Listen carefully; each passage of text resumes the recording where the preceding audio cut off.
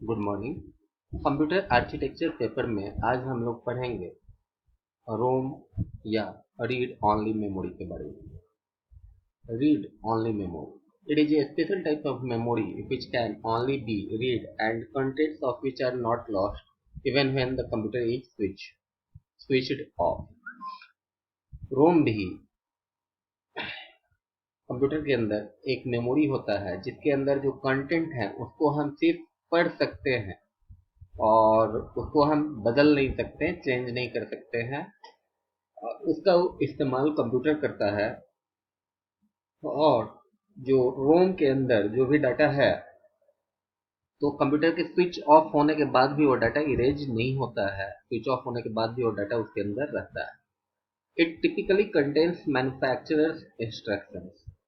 इसके ऊपर मैन्युफैक्चरर जो कंपनी बनाती है रोम को उसका इंस्ट्रक्शन लिखा रहता है।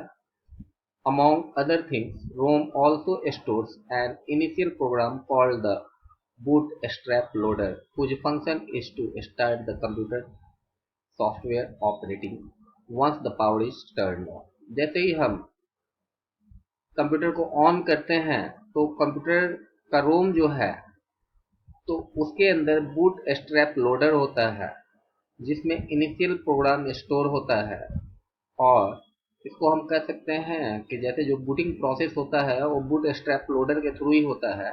और बूटिंग प्रोसेस हम बोलते हैं कंप्यूटर को स्टार्ट। कंप्यूटर जब अपने आप को स्टार्ट करता है तो कंप्यूटर भी कुछ प्रोसेस करता है। जैसे इंसान, जैसे हम लोग हैं तो हम लोग भी वर्किंग सिचुएशन में सुबह जब सो के उठते हैं तो वहां से वर्किंग पोजीशन में आने के लिए अपने आप को तो मिनिमम कोई भी इंसान हाफ एन आवर लेता है, आधा से 1 घंटा मिनिमम एक इंसान को लग जाता है। नहीं तो ज़्यादा 2 या 3 घंटे भी लग जाते हैं अपने आप को वर्किंग पोजीशन में लाने में।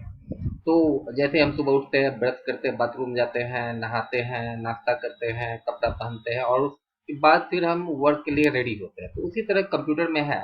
कंप्यूटर को जैसे ही हम जब उसका जो पावर बटन दबाते हैं और हमारा कंप्यूटर सिस्टम अपने आप को स्टार्ट करता है। अब देखिए कंप्यूटर टेलीविजन की तरह डायरेक्ट स्टार्ट नहीं होता है। कंप्यूटर में 1-2 मिनट का प्रोसेस चलता है जिसको हम बूटिंग प्रोसेस कहते हैं। तो बूटिंग प्रोसेस में क्या होता है, जो भी डाटा हमारे कंप्यूटर के अंदर है तो कंप्यूटर के अंदर का डाटा बड़ी बड़ी से साइकिल में बूट स्ट्रैप लोडर के थ्रू रैम के अंदर जाता है। ठीक है। और उसके बाद उस डाटा को कंप्यूटर यूज करता है, फिर वो डाटा हार्ड डिस्क में आ जाता है, फिर दूसरा। तो इस तरह का आज के दिन में जो ऑपरेटिंग सिस्टम होता है तो उसके पास लगभग 20 से 30 जीबी तक का डाटा होता है। तो उतना डाटा का साइकिल होता है, इसलिए हमें ज़्यादा रैम की जरूरत पड़ती है।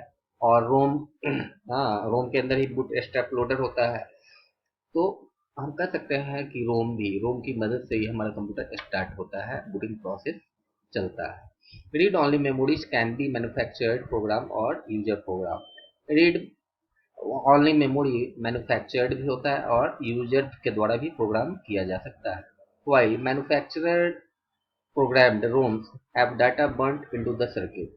जो मैन्युफैक्चरर रोम को बनाते हैं तो वो डाटा को उसके अंदर सर्किट के अंदर रख देते हैं। ठीक है, बर्न प्रोसेस के through. User program ROMs can have the user load and then store read only programs. और यूजर प्रोग्राम्ड जो रोम्स होते हैं उसके पास यूजर के द्वारा लोड और स्टोर किया जाने वाला रीड ऑनली प्रोग्राम्स होता है। Programmable read only memory is the name given to such ROMs. तो ऐसे रोम को हम लोग प्रोग्रामेबल रीड ऑनली मेमोरी कहते हैं। Information once stored on the ROM or PROM chip cannot be altered। एक बार जो इंफॉर्मेशन रोम या पीरोम के अंदर स्टोर हो गया तो उसको हम चेंज नहीं कर सकते हैं।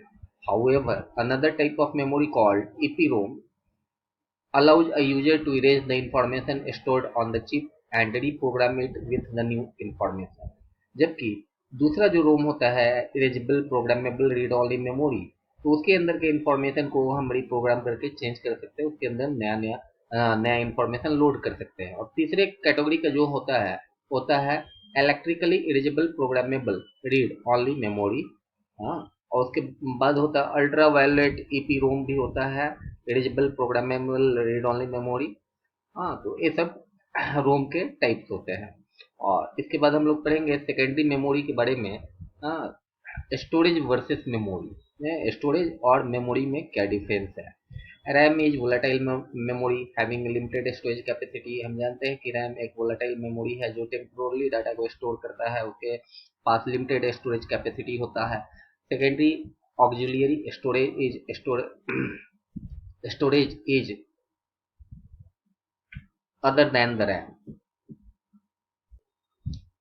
और जो सेकेंडरी या ऑक्सिलियरी मेमोरी होता है जिसको हम लोग परमानेंट स्टोरेज डिवाइस या सेकेंडरी स्टोरेज डिवाइस कहते हैं, वो रैम के अलावा दूसरा वो स्टोरेज मीडियम है। और इसकी और यहीं पे डाटा परमानेंटली हम स्टोर करते हैं। तो जो भी स्टोरेज डिवाइस होता है आज के दिन में वो मैग्नेटिक मीडियम होता है, उसको हम लोग मैग्नेटिक डिस्क या हार्ड डिस्क भी कहते हैं। मैग्नेटिक टेप भी दूसरा मीडियम होता है। हाँ, और मैग्नेटिक मीडियम जो होता है इन कंपेरिजन ऑफ रैम और रोम वो सस्ता होता है और उसमें स्टोरेज कैपेसिटी भी ज़्यादा होता है। और उसके अंदर जब तक कि हाँ वो हमारा जो हार्ड डिस्क होता है तो उसमें हम काफ़ी लंबे समय के लिए डाटा को स्टोर कर सकते हैं। पहले फ्लॉपी डिस्क का भी इस्तेमाल होता था, अब हम फ्लॉपी डिस्क की जगह पेन ड्राइव का इस्तेमाल करते हैं डाटा को इधर से उधर मूव कराने के लिए। हाँ। और जो दूसरे जो मीडियम्स है सेकेंडरी स्टोरेज के, वो सीडी हो गए, डीवीडी हो गए, पेन ड्राइव हो गया, जिप ड्राइव हो गया। तो एक दूसरा भी मीडियम हो गया। अब समरी हमारा कहता है the memory is specifically meaning the RAM. हाँ, this keeps the information for a shorter period of time, usually volatile is faster and more expensive. By storage we mean the hard disk. Here the information is retained longer, non-volatile, it's slower and economical. ठीक है। तो हम कह सकते हैं कि memory जो actually जो मेमोरी होता है कंप्यूटर के अंदर वो रैम को ही कहा जाता है। रैम ही मेन मेमोरी होता है कंप्यूटर का। और इसके अंदर जो भी इंफॉर्मेशन होता है वो काफ़ी कम समय के लिए स्टोर होता है। ये काफ़ी फास्ट होता है लेकिन बहुत ही ज़्यादा एक्सपेंसिव होता है। और स्टोरेज मीडियम से हम हार्ड डिस्क ही समझते हैं। मेन स्टोरेज मीडियम जो कंप्यूटर का होता है वो हार्ड डिस्क होता है और हार्ड डिस्क के अंदर हम डाटा स्टोर करते हैं। इसके बाद auxiliary storage devices, magnetic tape, floppy disk, hard disk है।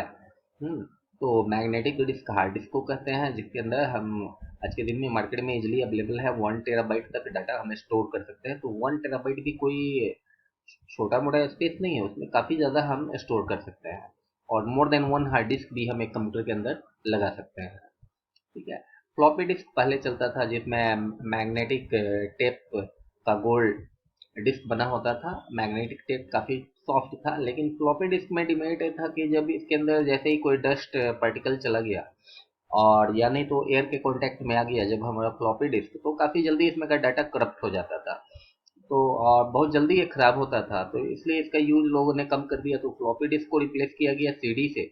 और सीडी आने के बाद फिर डीवीडी आया, डीवीडी आने के बाद फिर हमारा पेन ड्राइव आ गया। तो आज के दिन में हम लोग डाटा को मूव कराने के लिए कंप्यूटर से दूसरे कंप्यूटर में मूव कराने के लिए ना फ्लॉपी डिस्क का इस्तेमाल करते हैं ना सीडी का इस्तेमाल करते हैं। ज़्यादातर इस्तेमाल आज के दिन में हम लोग पेन ड्राइव का करते हैं। ठीक है। और हार्ड डिस्क भी मैग्नेटिक डिस्क ही होता है। हाँ, तो हार्ड डिस्क, और हार्ड डिस्क के अंदर क्या होता है, स्पिंडल होता है बीच में, लोहे का रॉड लगा होता है और उसमें आ, 4-5 मैग्नेटिक डिस्क लगे होते हैं जो अपने अपने सरफेस पे काफी तेजी से सीडी की तरफ मूव करते हैं। तो सीडी की तरह का गोल गोल मैग्नेटिक डिस्क लगा होता है। उस डिस्क के अपर सरफेस और लोअर सरफेस, मतलब बोथ सरफेस में हम डाटा को स्टोर कर सकते हैं। ऊपर से भी स्टोर कर सकते हैं, नहीं तो दोनों तरफ से उसमें हम स्टोर कर सकते हैं। तो इसलिए इसका स्टोरेज कैपेसिटी काफ़ी ज़्यादा होता है। और ऑप्टिकल मीडियम के बारे में हम लोग जानते हैं, अभी मैंने बताया कि सीडी कॉम्पैक्ट डिस्क टेक्नोलॉजी, जिसमें लेजर बीम के थ्रू हम लोग डाटा को इंसर्ट करते हैं, राइट करते हैं। तो उसमें भी कई तरह का सीडी आता है। एक होता है सीधा रीड ऑनली डाटा, उसमें उसको हम रीड कर सकते हैं। दूसरा होता है री राइटेबल होता है, मतलब उसके अंदर जो डाटा है तो उसके ऊपर फिर हम नया डाटा भी डाल सकते हैं। तो एज ए पेन ड्राइव री राइटेबल सीडी डिस्क का हम लोग इस्तेमाल कर सकते हैं। उसके अलावा डीवीडी होता है, डिजिटल वर्सटाइल डिस्क या डीवीडी डिजिटल वीडियो डिस्क भी इसको हम लोग कहते हैं। और उसके बाद ब्लू रे डिस्क होता है। तो ये सब टेक्नोलॉजी है, सीडी कॉम्पैक्ट डिस्क टेक्नोलॉजी। हाँ, और इसके बाद डीवीडी। तो ये सब हम लोग अच्छी तरह से इसको जानते हैं, फर्स्ट ईयर में भी ये पढ़ाया गया है। मैं आपको थोड़ा सा बताऊंगा कल ब्लू रे टेक्नोलॉजी के बारे में कि ये थोड़ा डिफरेंट है कि ब्लू रे टेक्नोलॉजी किसको कहते हैं। और ब्लू रे टेक्नोलॉजी के अंदर जो जनरल जो सीडी और डीवीडी है, तो दोनों में क्या डिफरेंस है, तो कल हम लोग बात करेंगे ब्लू रे टेक्नोलॉजी की के बारे में। आज के लिए इतना ही। Thank you.